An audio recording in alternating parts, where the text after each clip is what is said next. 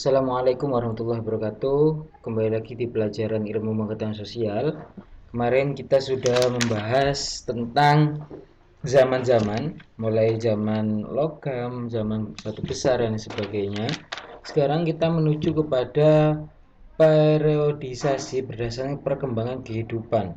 Jadi ada masa kehidupan, apa yang mereka lakukan, bagaimana mencari makan, bagaimana mereka melangsungkan hidupnya. Nanti kita bahas pada materi hari ini.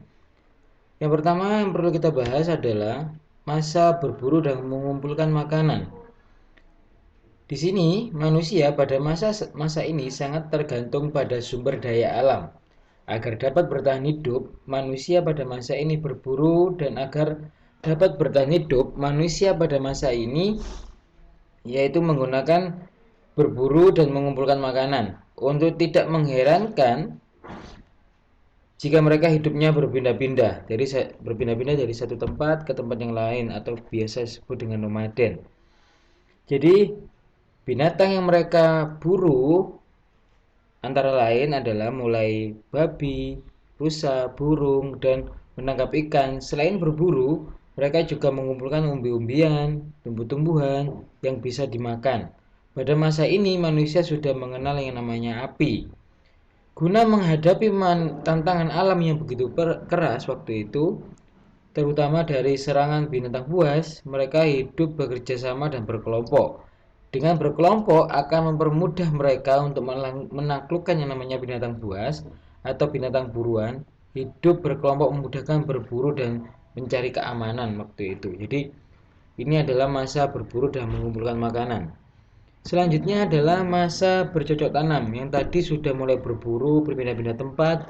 Sekarang mereka mulai menetap dan mulai yang namanya menghasilkan makanan sendiri, atau bisa disebut dengan masa bercocok tanam. Pada masa bercocok tanam, manusia praksara memiliki kemampuan menyediakan makanan dalam jangka waktu tertentu.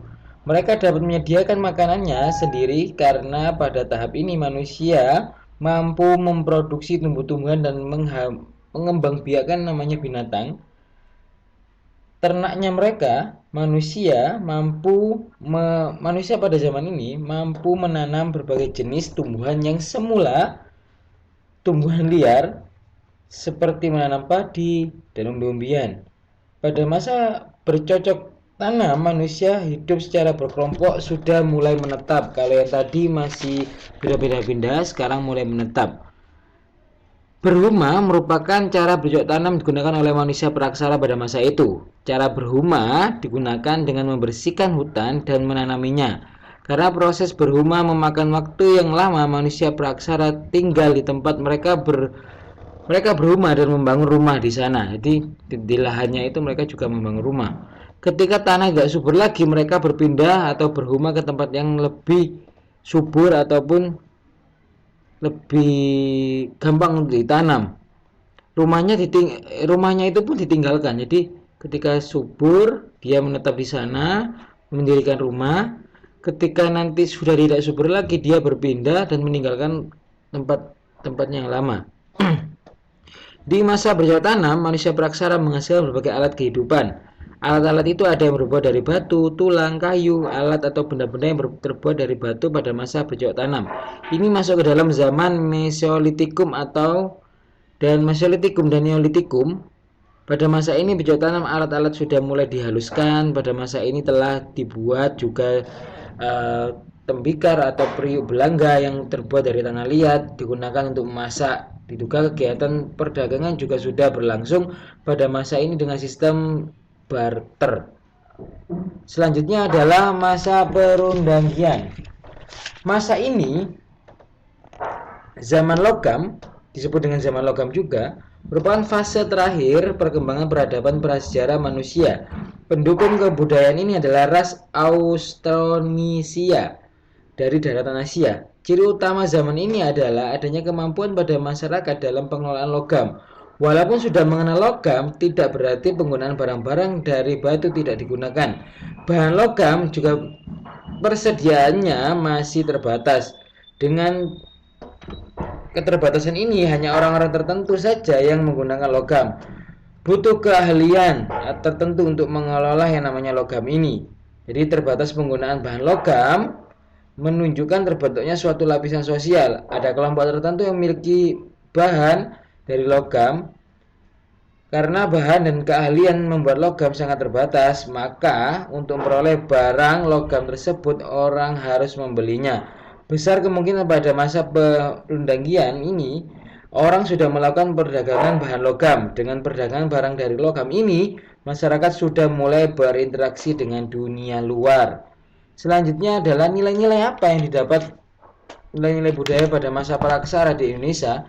Di sini ada 4 nilai yang kita dapat di budaya masa praksara di Indonesia. Yang pertama adalah nilai gotong royong. Manusia prasejarah hidup secara berkelompok, bekerja untuk berkepentingan bersama. Membangun rumah juga bersama dilakukan secara bersama. Hal tersebut dapat dibuktikan dari adanya bangunan megalitik atau bangunan-bangunan lama yang dapat dipastikan dibangun secara gotong royong.